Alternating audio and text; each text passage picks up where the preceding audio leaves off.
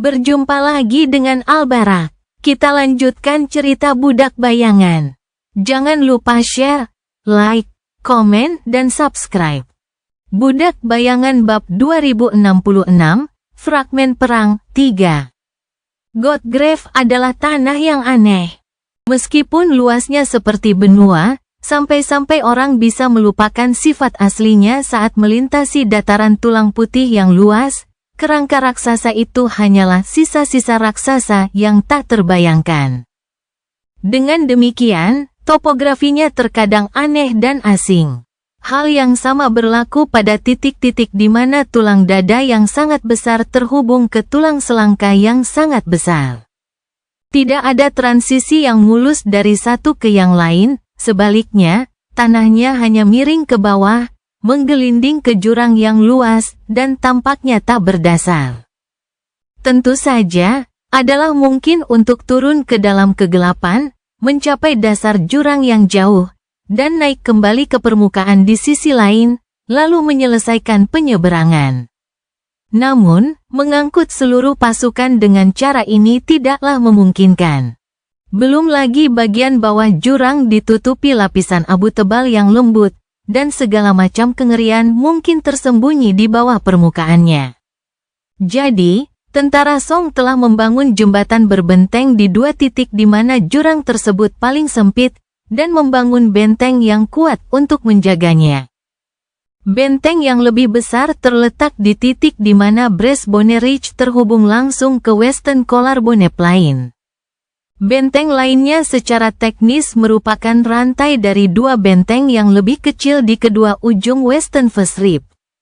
Kedua benteng penyeberangan dibangun untuk menahan pengepungan yang mengerikan, jadi merebutnya dengan paksa merupakan tugas yang berat. Tentara Song juga bermaksud menghancurkan jembatan sebelum musuh tiba. Tetapi mereka belum menghancurkannya, karena masih ada prajurit Song yang berdatangan ke benteng setelah menumpahkan darah untuk memperlambat pasukan pedang yang mendekat. Benteng Greater Crossing menjadi pemandangan yang mengesankan.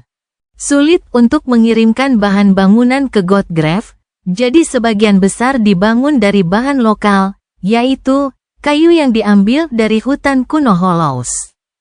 Kayu mistis itu lebih kuat daripada logam paduan biasa, sampai-sampai terkadang tampak hampir tidak bisa dihancurkan. Sayangnya, kayu itu punya kelemahan yang nyata, kayu itu terbakar terlalu cepat, yang membuatnya rentan terhadap serangan api. Bahkan jika Changing Star dari klan Immortal Flame tidak bertempur di pihak musuh, kelemahan ini bisa berakibat fatal. Jadi, ada lapisan perlindungan tambahan di atas kayu mistis itu, kulit berbagai kekejian dibentangkan di atas seluruh benteng, berfungsi sebagai perisai terhadap api. Sebagian besarnya adalah milik iblis agung yang dibunuh oleh ratu segera setelah turun ke Godgrave. Sementara itu, tulang-tulang kera raksasa itu berfungsi untuk memperkuat struktur tembok benteng dan gerbangnya. Benteng yang dibangun dari tulang-tulang iblis besar mengawasi pintu masuk jembatan. Sementara tembok tinggi membentang di kedua arah sejauh beberapa kilometer, berfungsi sebagai penghalang bagi makhluk apapun yang mencoba keluar dari jurang gelap itu. Jembatan itu sendiri panjang dan lebar, dibangun untuk menampung pasukan besar yang tak terhitung jumlahnya dari para Sein yang bangkit dan telah bertransformasi. Dan budak-budak Beastmaster yang keji. Sisa-sisa Centuria Tamar yang babak belur saat ini sedang melintasinya, setelah akhirnya mencapai tempat yang aman. Dua orang berdiri di benteng yang menonjol di atas gerbang benteng, menatap sosok-sosok mungil mereka dari ketinggian. Salah satunya adalah Seisan, putri Song yang hilang, sementara yang lain adalah saudara perempuannya, Beastmaster. Beastmaster menunduk dengan ekspresi muram di wajahnya yang menawan. Bekas luka yang merusak wajahnya yang cantik tampak sangat tidak senonoh dalam cahaya terang langit mendung.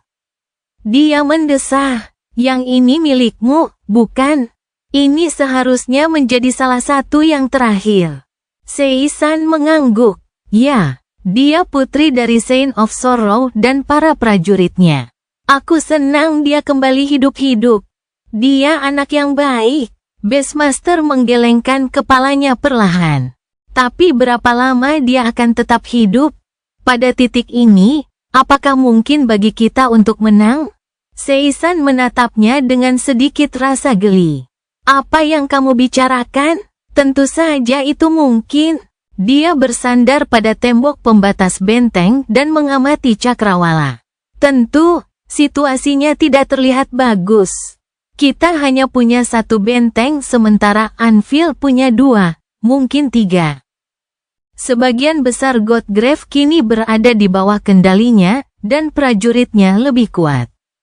Tidak seorang pun tampaknya mampu menghadapi Changing Star atau Lord of Shadows, yang membuat jumlah Saint kita yang lebih banyak menjadi sia-sia.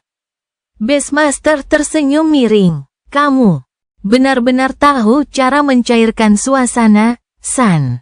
Seisan pun tersenyum. Namun perang tidak dapat diprediksi. Perang dapat berubah dalam sekejap. Dia menunjuk ke jurang yang gelap dan tembok benteng yang kokoh. Dan ini adalah uang receh kita. Beastmaster meringis. Kau pikir kita bisa menghancurkan pasukan pedang dengan benteng ini? Seisan menggelengkan kepalanya. Tidak, tapi kita bisa membuat pasukan pedang menghancurkan benteng ini. Lalu, senyum tiba-tiba menyinari wajah anggunnya. Aku tahu 1 atau 2 hal tentang istana, loh. Beastmaster terkekeh. Seisan terdiam beberapa saat, lalu menambahkan dengan tenang, pengepungan langsung bisa menjadi bencana bagi pihak penyerang, jika keadaan menjadi buruk.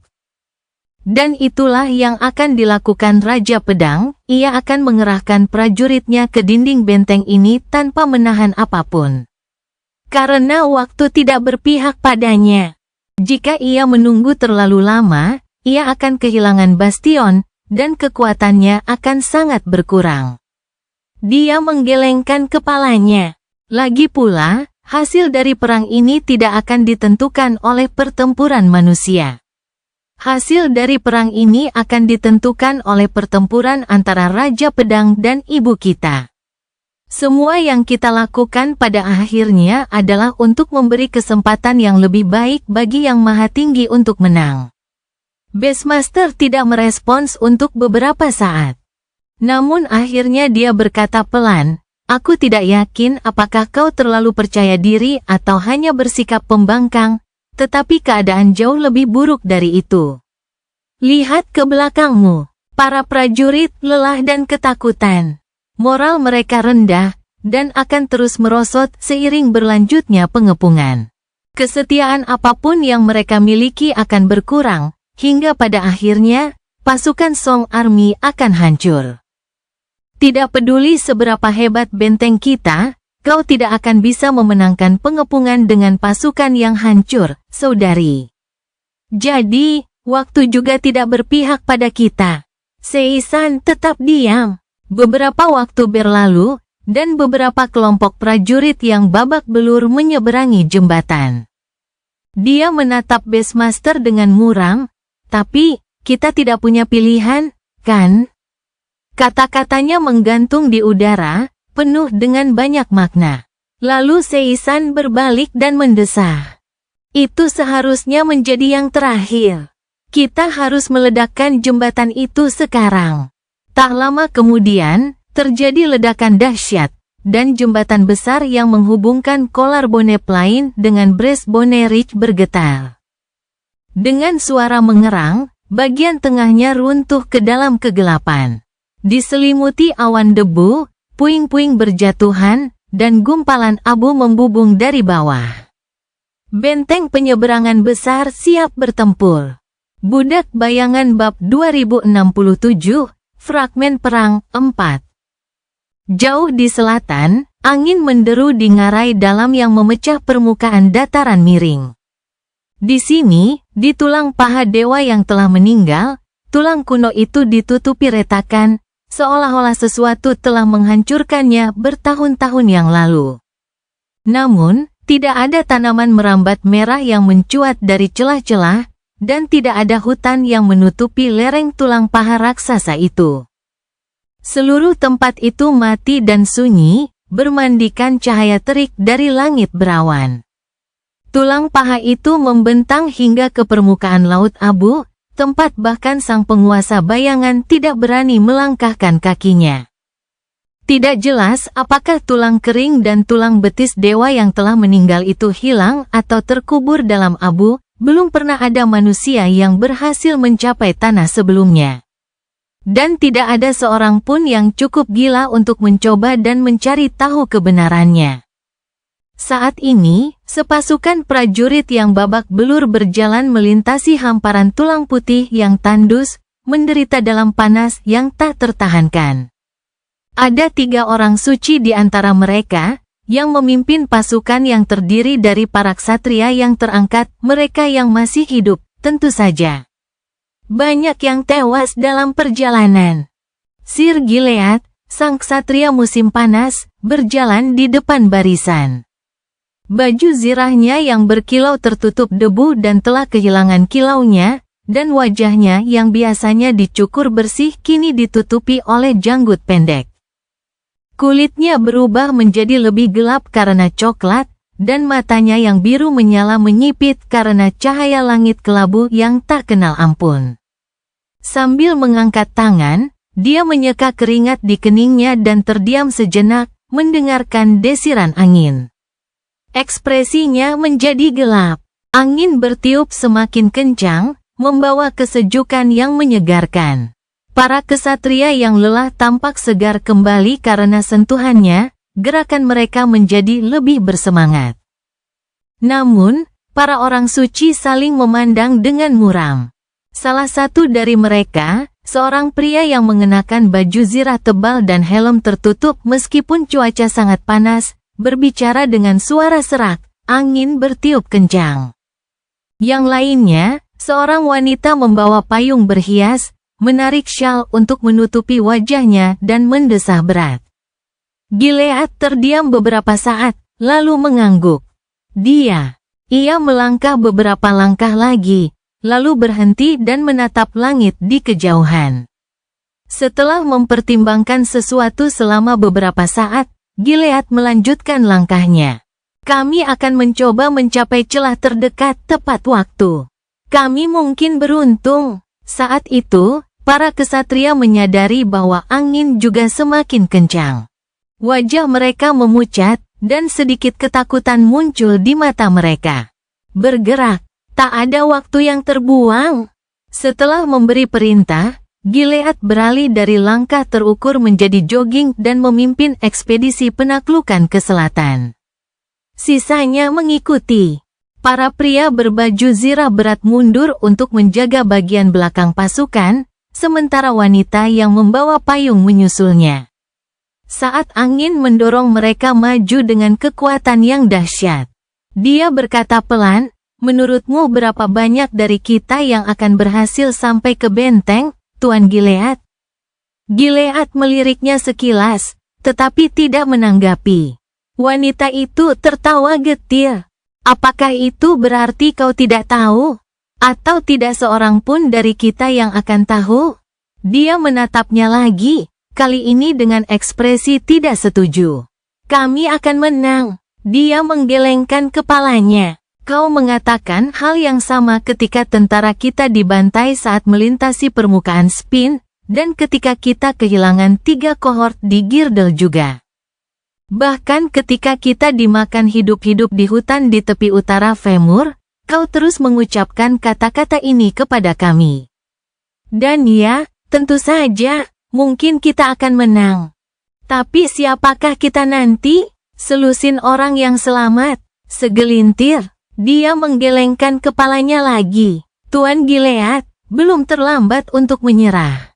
Kita masih bisa kembali ke dunia nyata, membawa para ksatria menyeberang satu persatu." Gilead mengerutkan kening dan terdiam beberapa saat.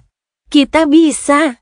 Tapi perintah kita adalah menaklukkan benteng, jadi kita tidak akan melakukannya." Wanita itu menurunkan payungnya, menyembunyikan wajahnya di baliknya, dan mendesah berat. Sangat setia. Gilead tersenyum sedih dan mengangkat tangan, melindungi wajahnya dari angin. Para anggota ekspedisi bergegas ke selatan, berharap menemukan tempat berlindung sebelum terlambat. Betapapun berbahayanya, namun, keberuntungan tidak berpihak pada mereka. Tak lama kemudian, wanita itu mengutuk dan menutup payungnya, takut rangkanya yang rapuh akan patah oleh angin kencang. Tak lama kemudian, angin yang bertiup dari kedalaman Godgrave berubah menjadi begitu kuat, sehingga bahkan para master berjuang untuk menjaga keseimbangan mereka. Meraung saat angin bertiup melintasi tulang paha dewa yang telah mati itu. Lebih buruk lagi, serpihan salju hitam turun dari langit, terbawa angin dari laut abu yang jauh. Mengetahui bahwa tidak ada waktu lagi, Gilead berhenti dan menggertakkan giginya. Kemudian dia memerintahkan prajuritnya dengan nada tenang, berhenti. Bentuk lingkaran, lindungi saudara-saudaramu. Para ksatria bergerak dengan ketepatan sempurna seperti para veteran berpengalaman. Ketakutan apapun yang mungkin mereka rasakan tidak memengaruhi kesiapan dan koordinasi mereka. Hanya beberapa saat kemudian, pasukan ekspedisi membentuk formasi melingkar yang rapat. Bilah pedang mereka yang tajam mengarah keluar seperti pagar baja. Abu terus turun dari langit, dan segera seluruh dunia diselimuti oleh tabir abu-abu. Cahaya langit mendung meredup, dan panas yang menyesakkan semakin menyengat, menghantam manusia yang gemetar seperti palu surgawi. Visibilitasnya telah berkurang hampir hingga nol. Di tengah badai yang kelabu, tiba-tiba muncul cahaya terang, mengusir kegelapan. Gilead, yang berdiri bahu-membahu dengan para kesatria, telah mengambil bentuk transendennya, berubah menjadi sosok halus yang tampaknya terbuat dari sinar matahari murni dan hangat. Di sisi lain lingkaran, pria yang mengenakan baju zirah tebal mengangkat tongkatnya. Pada saat berikutnya, tubuhnya tampak mengembang, berubah menjadi prajurit baja yang sangat besar. Wanita itu berdiri di tengah lingkaran, bersandar ringan pada payungnya. Syalnya berkibar tertiup angin, dan meskipun wajahnya tersembunyi di balik kain, mata hijaunya bersinar dalam cahaya senja pucat seperti dua nyala api zamrud. Selama beberapa saat, tak ada apapun di dunia kelabu itu kecuali gumpalan awan abu yang berputar-putar.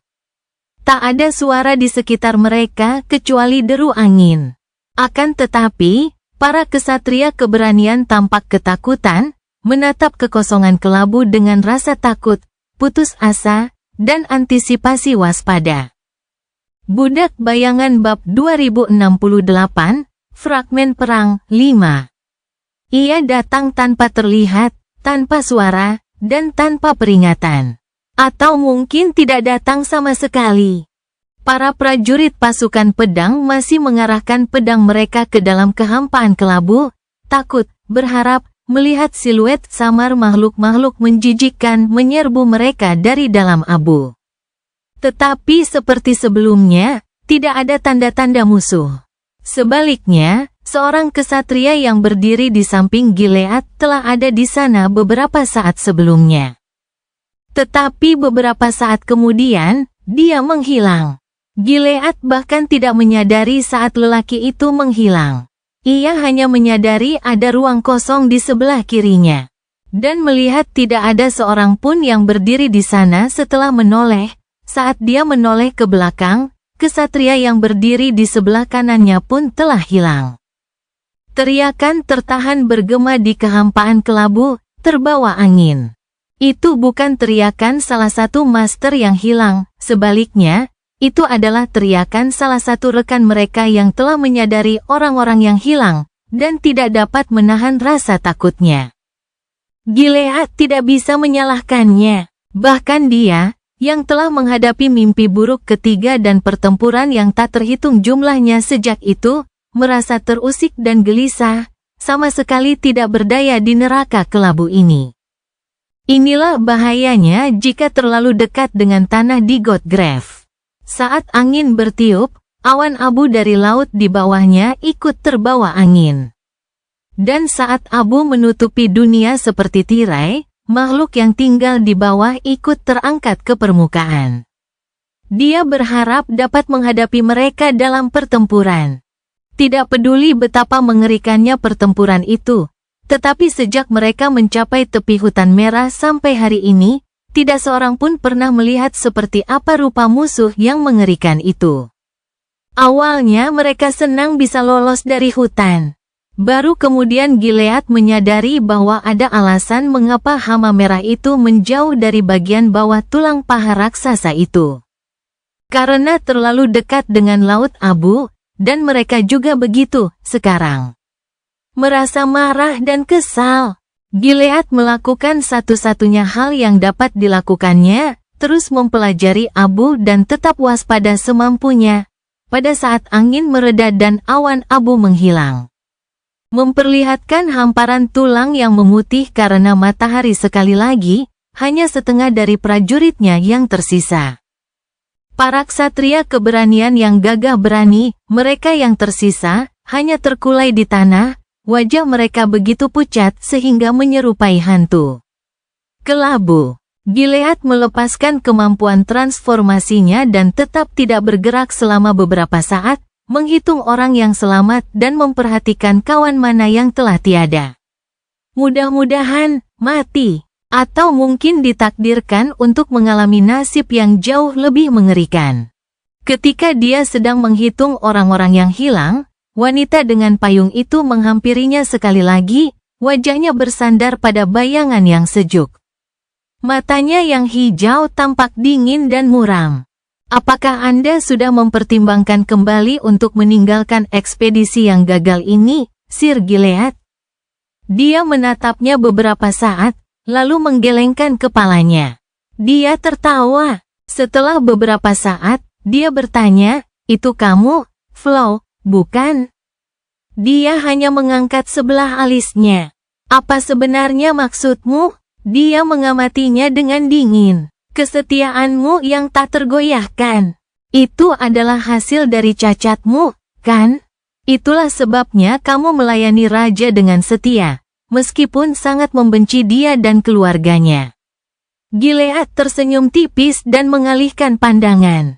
Setelah beberapa saat, dia mendesah. "Kalian semua, sama saja." Wanita dengan payung itu mengangkat alisnya. "Oh," dia mengangguk. "Tidak seorang pun dari kalian dapat membayangkan dunia di mana seorang pria tetap setia pada sumpahnya karena alasan apapun selain tidak punya pilihan lain. Ya, aku setia kepada raja. Dan ya, aku jadi membenci pria yang setia kepadaku setelah beberapa saat. Tapi tidak, cacatku tidak ada hubungannya dengan itu." Kehilangan senyumnya, Gilead menoleh ke arah wanita itu dan menatapnya dengan ekspresi muram. "Itu hanya pilihanku. Ada beberapa hal di dunia yang mengerikan ini yang dapat kita kendalikan. Kita tidak memilih kelahiran kita tidak memilih kehidupan kita, dan kita juga jarang bisa memilih kematian kita.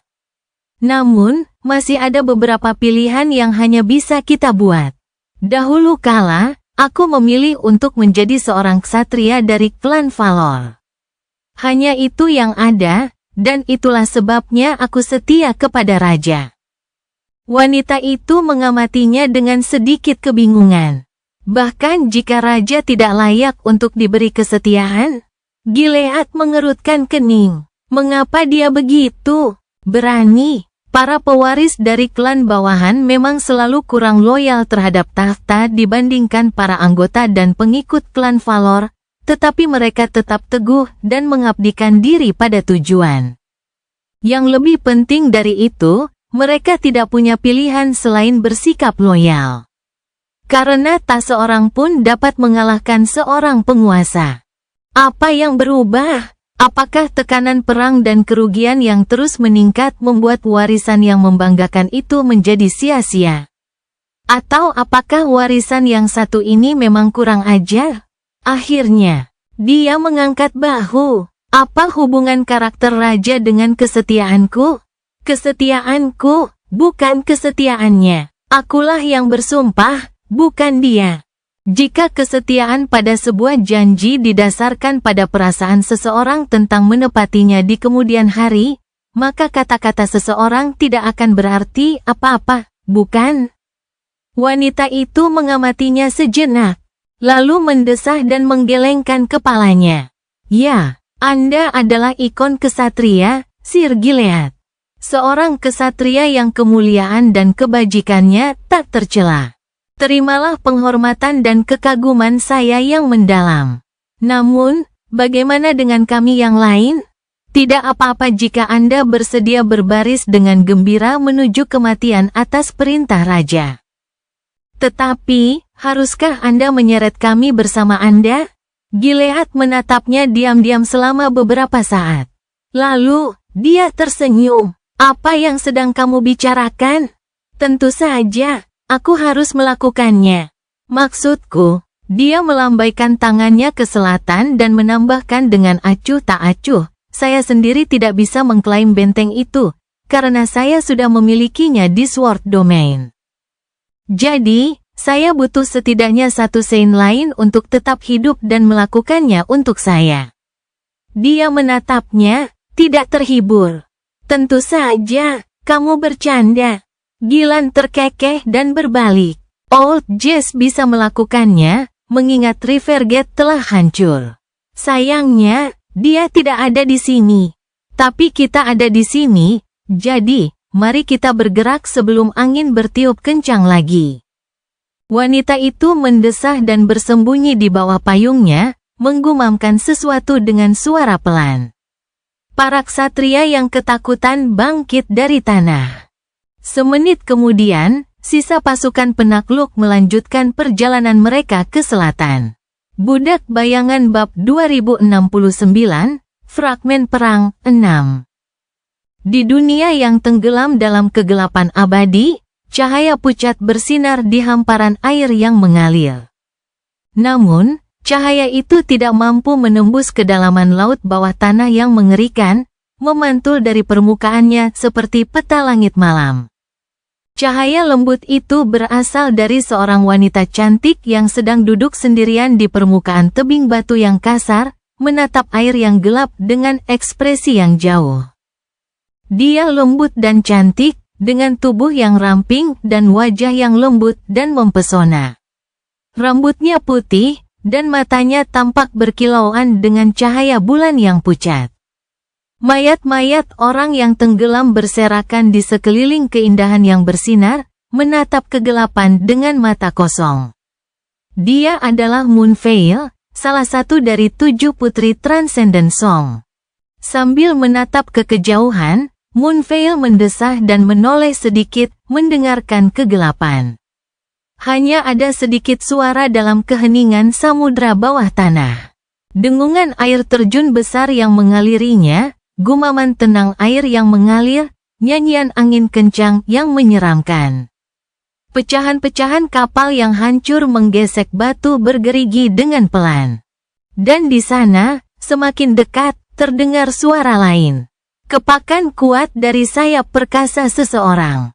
Tak lama kemudian, sosok lain mendarat di tebing, diselimuti kegelapan. Itu adalah iblis wanita cantik dengan kulit putih bersih dan mata gelap, rambutnya yang halus terurai seperti batu obsidian mengilap. 2 tanduk menghiasi kepalanya, dan sayap hitamnya terlipat untuk melilit bahunya, menjuntai seperti jubah kulit. Revel dengan mudahnya membawa mayat manusia, tetesan air jatuh dari mayat itu ke batu yang basah. Mengingat tingginya, mayat itu tampak seperti mainan di tangannya yang pucat. Dia meletakkan mayat lelaki itu dengan lembut ke tanah dan menegakkan tubuhnya, menatapnya dengan ekspresi muram. Moonveil mendesah, tidak ada yang selamat. Revel terdiam beberapa saat, lalu perlahan menggelengkan kepalanya. Tidak, dan kurasa aku tidak akan menemukan mayat lagi. Siapapun yang hilang itu mungkin ditelan oleh apapun yang tinggal di perairan terkutuk ini. Ekspedisi yang mereka berdua pimpin telah berangkat dari Hollows of Bresbone Ridge saat hujan badai. Setelah mengatasi banyak bahaya, mereka mengarungi jaringan sungai berbahaya yang menembus hutan yang banjir dengan kapal ajaib. Baik Revel maupun Moonlight harus menguji batas kekuatan mereka, tidak menahan apapun. Bahkan saat itu hampir tidak cukup untuk bertahan hidup. Kemudian, mereka menyeberang ke Hollows of the Second Rib dan mengikuti arus yang kuat melintasi bagian gelapnya, dan akhirnya jatuh ke arah Spin Ocean. Perjalanan itu panjang dan sulit.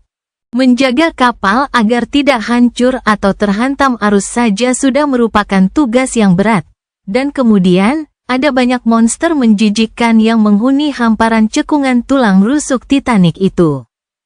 Ada juga hutan itu sendiri, padang rumput luas, rumput laut pemakan manusia, tanaman merambat yang merayap tergantung dari kegelapan di atas.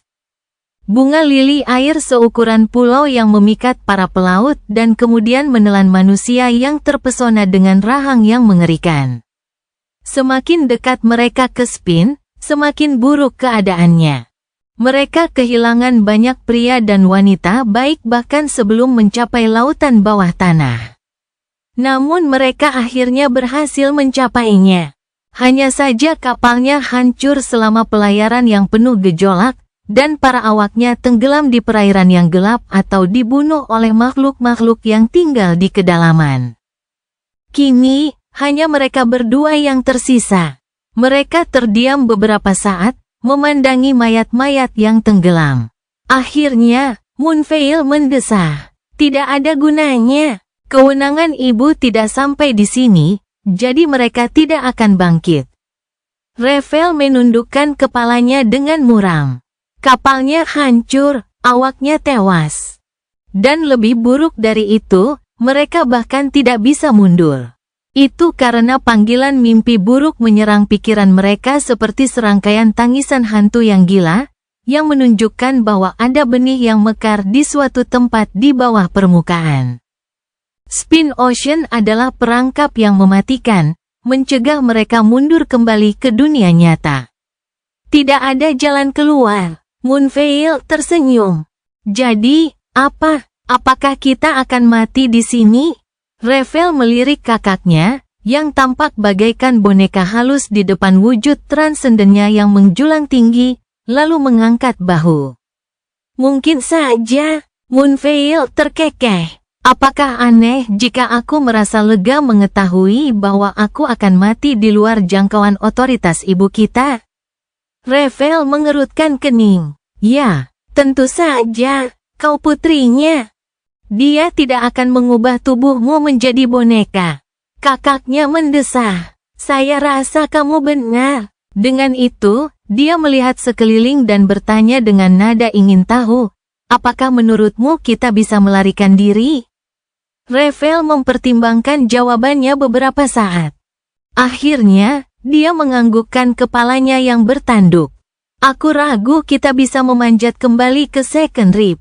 Bahkan jika kita berhasil, kita tidak akan selamat dalam perjalanan kembali ke Bresbone Hollows. Badai hujan sudah lama berlalu, jadi sungai-sungai pasti sudah kering. Ini usaha yang sia-sia.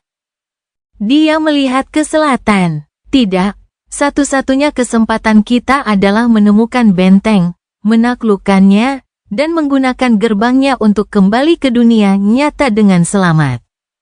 Jadi, itulah yang harus kita coba lakukan. Ekspresinya menjadi gelap. Namun, ada suatu komplikasi. Moonveil memiringkan kepalanya sedikit. Para pengejar kita, apakah kau melihat mereka? Revel tersenyum muram. Ya, mereka berada beberapa puluh kilometer jauhnya. Kapal-kapal mereka juga hancur saat menyeberang ke Spin, tetapi lebih banyak lagi yang selamat.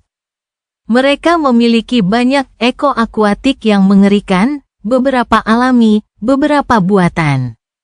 Itu seluruh armada. Pasukan pedang juga telah mengirim ekspedisi ke Spin Ocean. Namun, meskipun Revel telah dikirim untuk menaklukkan benteng, itu hanyalah tujuan sekunder bagi mereka. Tujuan utama mereka adalah membunuh Revel, dan mereka diperlengkapi dengan baik untuk mencapainya. Ada 7 Sword Saint dan pasukan kecil Master yang mengejar putri-putri ratu, termasuk anggota salah satu keluarga cabang Valor. Ekos yang mereka bawa ke lautan bawah tanah sangat cocok untuk menghadapi kegelapan dan kengeriannya. Sekarang, para anggota ekspedisi pengejar terjebak di tulang belakang dewa yang telah mati. Sama seperti Revel dan Moonveil. Revel menatap adiknya sejenak, lalu tersenyum. Kerudung, tiba-tiba aku punya pikiran.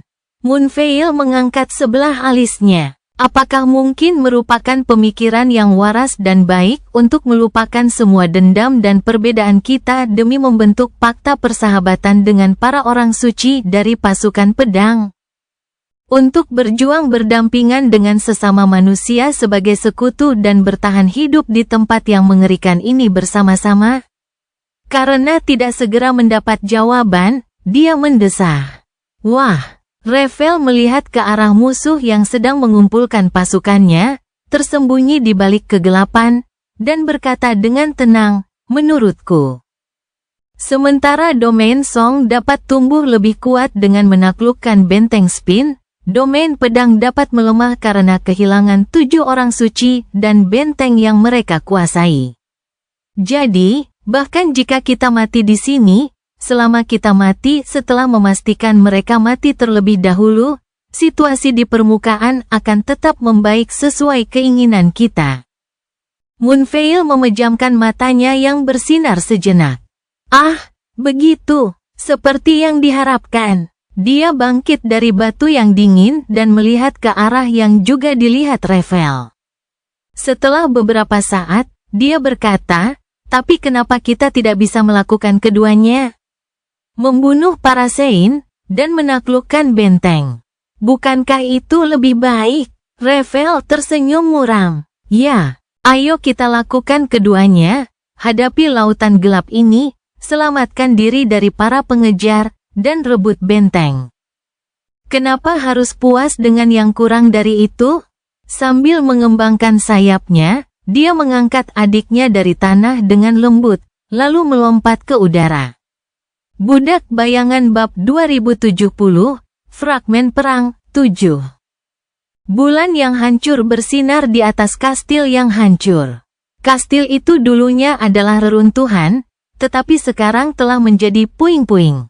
Puing-puing itu dulunya dikelilingi oleh danau yang dalam, tetapi sekarang, danau itu telah hilang. Dasarnya telah terungkap, dengan segala misteri dan kengeriannya. Berdiri di atas gundukan puing yang dulunya merupakan benteng pertahanan yang besar, Kai melihat ke bawah. Jauh di bawahnya, reruntuhan kuno berkilauan di bawah cahaya bulan yang pucat. Reruntuhan itu tertutup lumpur dan rumput laut, tetapi ia masih bisa mengenali bentuk bangunan batu yang indah dan bangunan-bangunan kecil di bawah lumpur. Kastil itu berdiri di atas gunung, dan ada kota yang makmur dan luas di sekeliling gunung itu, atau pernah ada, suatu ketika. Yang lain tidak mau melihat, tetapi Kai melihatnya. Terkubur dalam lumpur, tersembunyi dalam kegelapan bangunan kuno, ada tulang-tulang manusia. Jumlahnya terlalu banyak untuk dihitung. Ribuan tengkorak menatapnya dengan tatapan kosong, seolah menyalahkannya karena masih hidup. Jutaan orang pasti pernah tewas di sini, dahulu kala. Beberapa kerangka masih utuh, dan beberapa hancur. Dia tidak tahu apa yang telah membunuh penduduk kota kuno itu, tetapi apapun itu, kematian mereka terjadi secara tiba-tiba dan brutal. Mungkin banjir besar telah menenggelamkan kota itu dan menguburnya di bawah masa air selama ribuan tahun. Mungkin banjir besar terjadi pada hari yang sama ketika bulan hancur. Melihat kota yang tenggelam itu tersebar di seluruh cekungan danau, Kai bertanya-tanya apakah ada reruntuhan serupa di dasar danau cermin yang sebenarnya.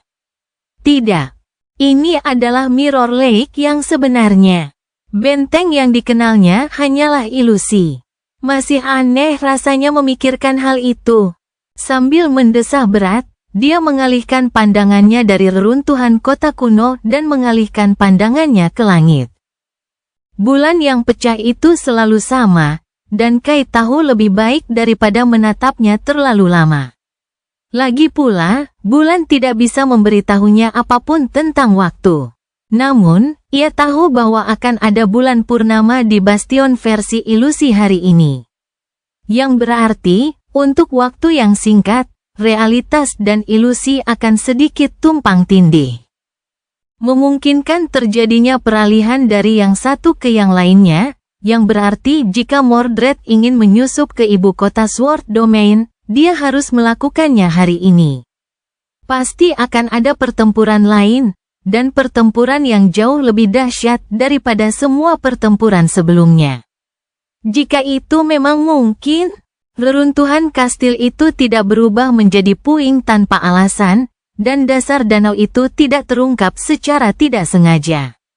Selama sebulan terakhir, Kai dan para Saint lainnya yang direkrut Morgan of Valor bertempur melawan pangeran ketiadaan di tanah yang bagaikan mimpi ini, perlahan-lahan mengubah lanskap bastion yang sebenarnya.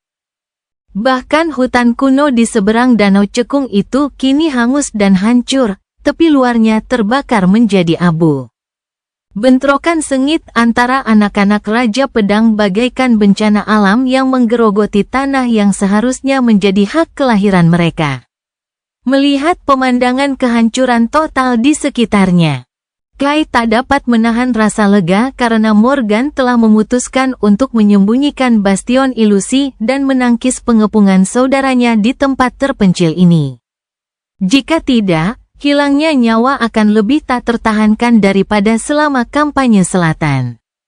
Dia belum pernah melihat pertempuran yang begitu dahsyat. Kecuali mungkin pengepungan Verge, tempat mereka menghadapi Devil Legion dan First Seeker yang keji. Yang satu itu, kadang-kadang masih dia lihat dalam mimpi buruknya. Ajaibnya, para pembela bastion berhasil mempertahankan posisi mereka selama sebulan penuh.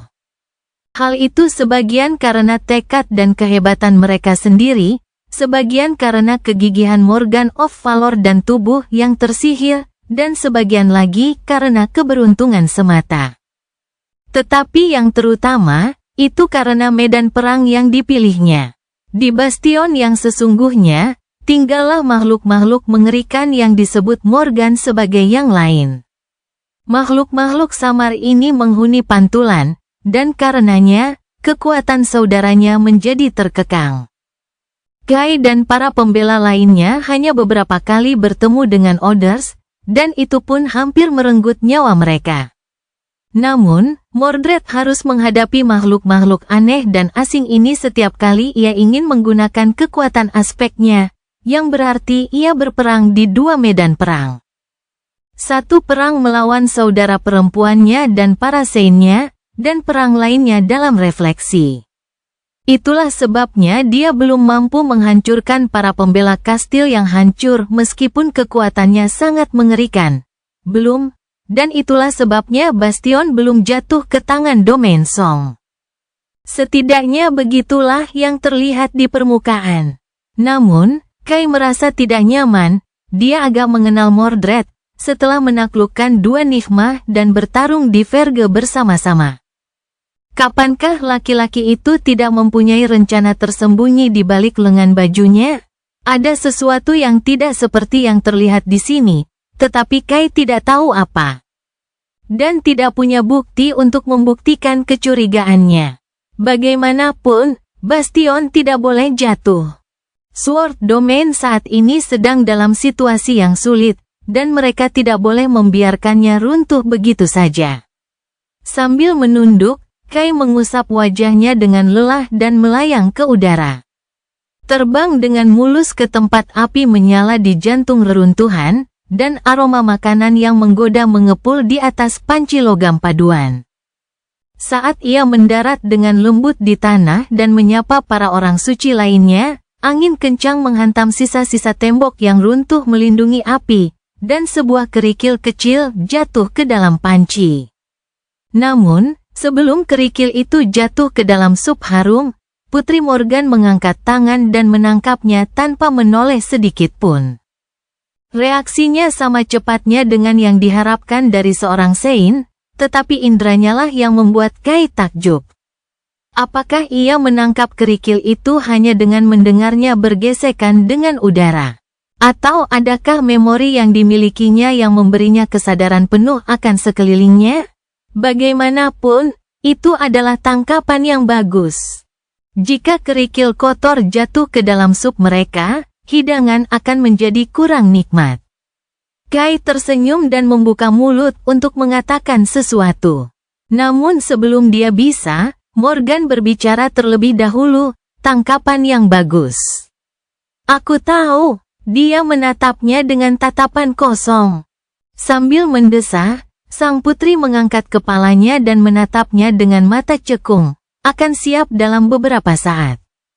Tatapannya yang biasanya tajam tampak sedikit tumpul, dan dia tampak sedikit acak-acakan. Morgan of Valor selalu rapi dan tenang, mempertahankan kesopanan yang sempurna dan ketenangan yang dingin bahkan di tengah-tengah pertarungan yang paling mengerikan. Kerapiannya agak kompulsif, bahkan. Namun sekarang, pakaiannya berantakan, dan rambut hitamnya yang indah memohon untuk disisir. Dia tampak lelah dan letih, cukup bisa dimengerti, mengingat mereka semua begitu. Hanya saja, saat Kai menemuinya beberapa jam yang lalu, Morgan tampak jauh lebih bersemangat. Ketika menatapnya sekarang, dia mengerutkan kening. Ada sesuatu yang salah dengan Morgan of Valor. Cerita bersambung. Jangan lupa share, like, komen, dan subscribe. Agar tidak ketinggalan cerita selanjutnya.